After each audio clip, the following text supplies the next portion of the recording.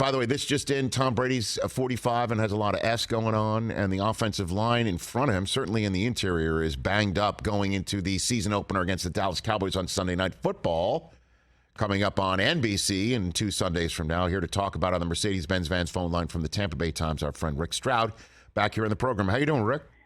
Hey, Rich, I am not 45, but I have a lot of S going on. You do? We all do. I was saying that's the most relatable Brady's ever been. I mean, Brockman has pointed out he thinks, stumbling off the boat after the Super Bowl win. Drunk Super Bowl that could have been. But Brady came out and just, without being specific, kind of laid bare. There's S going on. What did you make of that, Rick? Yeah, Rich, he's been really ever since he got here, but of late in particular, and that night, has been very vulnerable, has shown that vulnerability to himself. And, for a guy who is public as he is, and becoming more so, right, with his corporations and his underwear and everything else he's doing, some of it more public than we cared for him to be. I think you do kind of, he allows you to see the human side of him as well. And that's maybe something we didn't see, early or maybe even late in New England. But there, look, superstars, not superstars, public figures, whatever, they have lives away from, the arena. And, clearly there's some things going on and he's not shying from it. I mean, obviously when you miss work, right, when it affects what you do, and he's the every rep counts guy, and he takes 11 days away from his team during training camp. It's not something you can really really hide. But by the same token, I thought he was very honest, and it was very raw, without getting into any specifics. Exactly, because it didn't seem like that's a guy who went and did the Masked Singer, or there was a planned vacation that that he couldn't get out of, no matter how many honey-do lists there might be at home. You know what I'm saying? Like that seemed like something is up, which means to me it really wasn't planned. Rick, that's and again, it's none of our business, but it didn't come across as a planned absence to me. Well, I mean, without getting specific, I think there are times in your life when you have to address things. And so in terms of plan, I think he made the Bucs aware that this was when he was going to deal with something, whatever that is. Right. And so, plan from the standpoint of his plan, so to speak, was he was going to come in, work the first 2 weeks of training camp. They do all the install, in that period for the new players, and Tom's third year. He got to get to work with Kyle Rudolph. He got to work with Julio Jones. He got to do those things. He wasn't going to play against Miami or against Tennessee. So really, if you break it all the way down and go, well, what days did he actually miss a practice? Some of those are walkthroughs before the game that he's not going to participate in. So really, it's about 3, maybe 4 at the most. So it's not as if Tom Brady, after 23 years, can't afford to miss that time. But I do think that whatever it is, and there is some there, it's not the silliness of the other things. I think he knew that this was the time that he was going to do that. And so he made Todd Bowles aware of it, and really there's nothing that they wouldn't agree to. But it is out of character from him, from the standpoint of, this is the guy that, is constantly telling his teammates, we got to get better every single day, every single rep. And here he wasn't going to be there for a couple of weeks. Yeah, I mean, the soundbite from his press conference we also played to start the show. I don't know who asked him about Jason Light saying he thinks that Brady's going to come back more focused from all this. And Brady's like, yeah, I'm pretty good at football, and it doesn't take me too long to remember how to play it. I found that very how did you take that answer?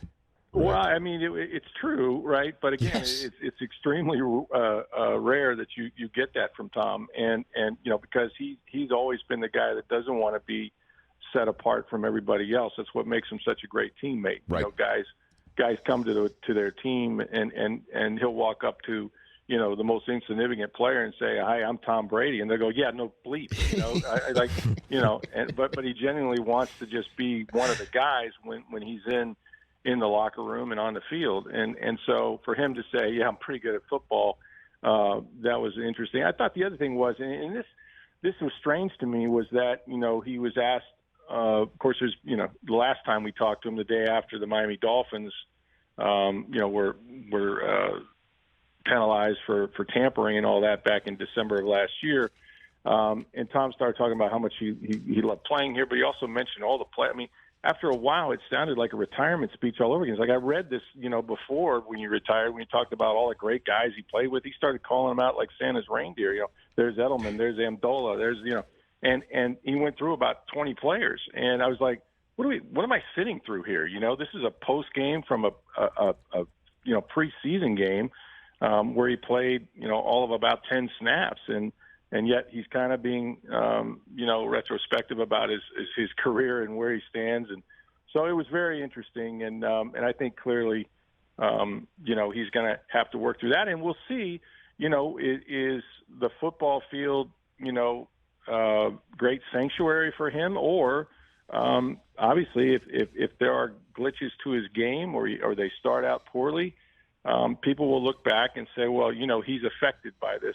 There's something bigger here that's affecting his game. I don't know how that's possible, to be honest with you, Rick. I mean, the thing that might affect his game more than anything else is the fact that no matter how great at football that he is, and he doesn't have to take much time to remember how to play it, nobody's good when there's a 325-pound man sitting in his lap after the ball snapped, and that's the genuine concern I have right now. It's not Brady's readiness or mental state or anything like that. My concern is that line up front. What can you tell me on that front right now, Rick? Well, I mean, it was tragic. They lost Ryan Jensen on the second day of no pads, right? That was one of those etiquette things I think we talked about where rookie was going hard and he beat Nick Leverett into the inside. He pushed him into Ryan Jensen, and he was out. So, I mean, from that standpoint, it's bad. Robert Hainsey went down. He's the center that's replaced Jensen. And my information is, that's an ankle situation that's not going to keep him out of the Dallas game.